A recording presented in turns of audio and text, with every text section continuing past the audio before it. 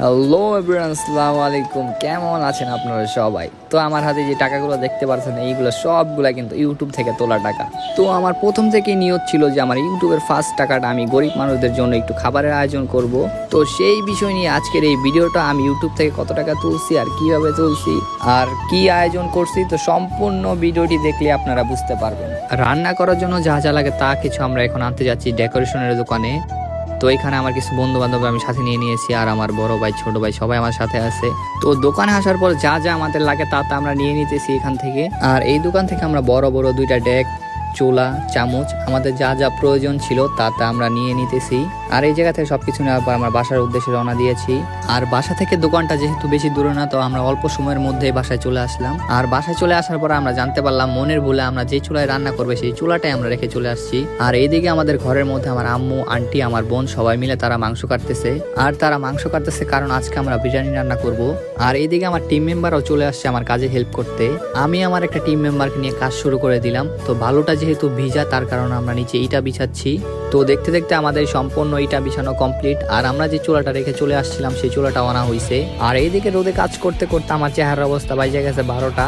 তো আমার যারা সাবস্ক্রাইবার আছেন তাদেরকে সকলকে আমি জানাই থ্যাংক ইউ সো মাচ। তো আপনারা আমাকে এত লাইক, কমেন্ট, সাপোর্ট করছেন বিদায় আমি এই পর্যন্ত আমার 4 লাখ সাবস্ক্রাইবার কমপ্লিট করতে পারছি। আপনারা যদি আমাকে সাপোর্ট না করতেন তো আমি কোনোভাবে এই পর্যন্ত আসতে পারতাম না। তো আপনারা আমাকে এইভাবেই সাপোর্ট করবেন যেন আমি আরো দূরে এগিয়ে যেতে পারি। তো আজকে যেহেতু জুম্মার দিন, তো সকলে আমরা নামাজ পড়তে চলে গিয়েছিলাম। আসার পরে দেখতে পারতেছি আমাদের যে বাবুর্চি আঙ্কেল, সেও রান্নার কাজ শুরু করে দিয়েছে। আর এইখানে তিনি মুরগির মাংসটা ভালোভাবে ভেজে নিতেছিল। আর এইদিকে আঙ্কেলের যা যা কিছু লাগে সবকিছু আমি হেল্প করতেছিলাম। আজকে আমি তোমাদের এমন একটা মানুষকে দেখাবো, তিনি হচ্ছেন আমার বাবা। আমার বাবা যদি আমাকে এই কাজে হেল্প না করতো তো আমি কখনো এই কাজটা করতে পারতাম না। তো সামনেই যাকে দেখতে পারতেছেন তিনি হচ্ছেন আমার বাবা, আর পিছনে যাকে দেখতে পারতেছেন তিনি হচ্ছেন আমার কাকা। আর তারা মসজিদ থেকে নামাজ পড়ে মাত্রই বাসায় আসলো। আর এইদিকে দেখতেছিল তারা সবকিছু ঠিকঠাক আছে কিনা। আর এইখানে আমাদের দুপুরে রান্না করা হয়েছিল সবজি খিচুড়ি। আর দুপুরবেলায় সবজি খিচুড়ি রান্নার কারণ হচ্ছে আমার বন্ধু বান্ধব, আমার টিম মেম্বার সবাই যারা আছে তাদের জন্যই রান্না করা হয়েছে। আর এই জায়গায় আমার বাবা আর আমার কাকা তারাও খিচুড়ি খাচ্ছে। আর খিচুড়িটা আসলে অনেক মজা হয়েছে।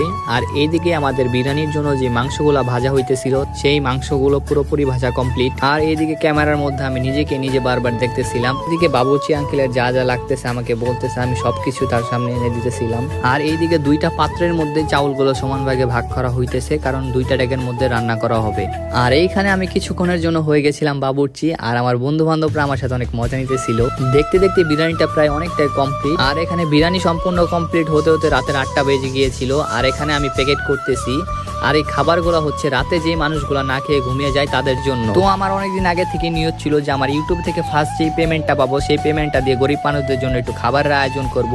তো আমি আমার স্বার্থ মতো যা পারছি আমি তাই দিয়ে আমি হেল্প করতেছি। আর আপনারাও আমার জন্য দোয়া করবেন যেন আমি এই কাজগুলো বেশি বেশি করে করতে পারি। আর এখানে বাবুর্চি আঙ্কেল আর বাবা সম্পূর্ণ প্যাকেটগুলো কমপ্লিট করে দিয়েছিল। আর এখানে আমি আমার বন্ধু প্যাকেটগুলো সিরিয়াল করে রাখতেছিলাম। আজকের এই আয়োজন আমার বন্ধু বান্ধব, আমার বড় ভাইরা আমার যথেষ্ট পরিমাণে হেল্প করছে। তো তারা যদি আমাকে হেল্প না করতো আমার একা একা এই কাজগুলো করতে গেলে অনেকটাই কষ্ট হয়ে যেত। তো এখানে দেখতে দেখতে প্রায় অনেকগুলো প্যাকেট কমপ্লিট হয়ে গেছে। আর আমার নিয়ত ছিল যে 100 জন মানুষকে খাবার খাওয়াবো। তো এখানে এক ডেক বিরিয়ানি সম্পূর্ণ আমাদের প্যাকেট করা শেষ। তো আরেক ডেক বিরিয়ানি আছে, সেটাও আমরা এখন প্যাকেট করব। তো এখানে বাবুর্চি আঙ্কেল ভালো করে নাড়াচাড়া করে নিতেছিল। তো আমি ভাবতেছি আমি অসহায় মানুষের জন্য একটা Facebook page plus YouTube channel খুলবো।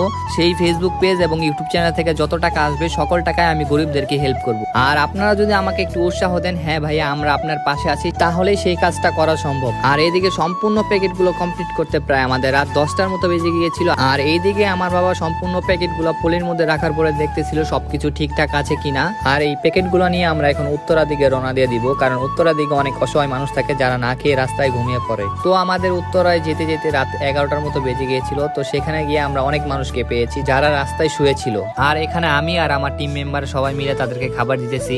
আর তাদেরকে খাবার দেওয়ার সময় আমার কাছে অনেক ভালো লাগতেছিল, কারণ আমি একটা সামাজিক কাজ করতে পারতেছি। তো আমি ইউটিউবে প্রায় 2 বছর ধরে কাজ করতেছি। আর 5 মাস হলো আমি ইউটিউবে মনিটাইজেশন পেয়েছি। ফার্স্টে আমার হাতে যেই টাকাগুলো দেখতে পাচ্ছেন সেই টাকাগুলো হচ্ছে আমার 5 মাসের আর্নিং।